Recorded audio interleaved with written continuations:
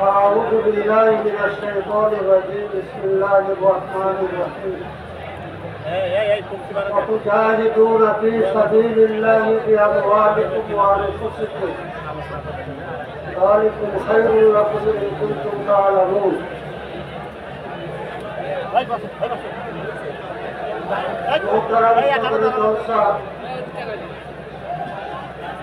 কথা না বলুন স্পিকার হাজরাতে ওলামা ইকরাম সময় সংক্ষিপ্ত বর্তমান সময়ে ওলামা মাশায়েখের করণীয় কি এ সম্পর্কে আমি একটু আলোকপাত করতে চাই। আলহামদুলিল্লাহ আমাদের ওলামা যেই পথে মেহনত করেছেন, শ্রম দিয়েছেন, সেই পথ কামিয়াব মসজিদ, হাজার হাজার মাদ্রাসা, লক্ষ লক্ষ উলামা ইকরাম এবং লক্ষ লক্ষ তালেবুল ইলম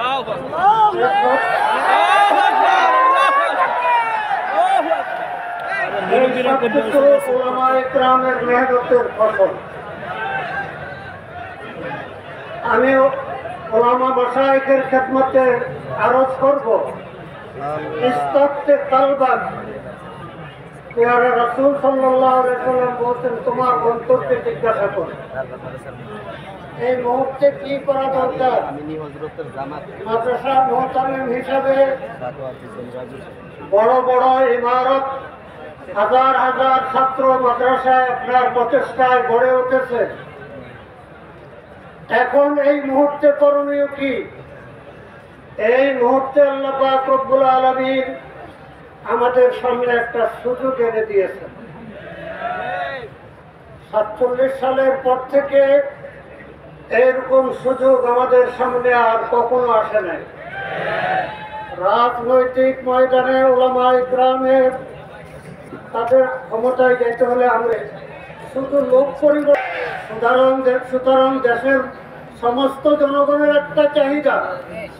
আমরা আমি শুধু আমার নির্বাচনী একটু অভিজ্ঞতার কথা আপনাদের কাছে বলি। ওয়ালা তাহিনু ওয়ালা তাহজানু ওয়া আনতুমুল আ'লাউনা ইন কুনতুম।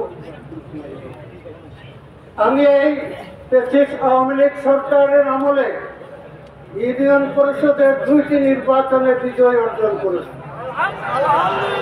একটি কেন্দ্র তারা দখল করতে পারে নাই, তারা নির্বাচনে আমাকে পরাজিত করতে পারে নাই। উপজেলা পরিষদের নির্বাচনে সবাই আমার বিরোধী ছিল, আমার আপনরাও আমার বিরোধী ছিল, কিন্তু আল্লাহ পাকের মেহেরবানি, জনগণের আস্থা ছিল। আমি আল্লাহ পাকের উপর ভরসা করে ময়দানে নেমেছি। আশা করি সংসদ নির্বাচনে যাওয়ার জন্য আমার আর একটা সিঁড়ি বাকি আছে। কারণ আগে যদি আমি সংসদ নির্বাচন করতাম তাহলে ইউনিয়ন পরিষদ থেকে সংসদে এটা একটু অযোগ্য মনে হতো। এখন উপজেলা পরিষদ থেকে আমি সংসদ নির্বাচন করব। আমার সর্বশেষ কথা, আমি বলেছিলাম যে ইস্তাফতে কালবাক, আমাদের হাক্কানি পীর মাশায়েখ উলামা ইকরাম বুজুর্গানে দ্বীন, আপনাদের খেদমতে আমার আরজ। আপনার শক্তি কতটুকু আছে, আপনার জনসমর্থন কতটুকু আছে, আপনার মালিক শক্তি কতটুকু আছে, এটা আল্লাহ পাক জানেন। যদি মনে করেন বর্তমান আপনার নিজের অবস্থানে থেকে জবাবদেহি করতে পারবেন তাহলে আমার কোনো কথা নাই, কিন্তু আমার মনে হয় বর্তমান এই জেহাদ, নির্বাচনী জেহাদে যদি অংশগ্রহণ না করেন ক্ষমতা থাকা সত্ত্বে, তাহলে এটা ভুল করবেন।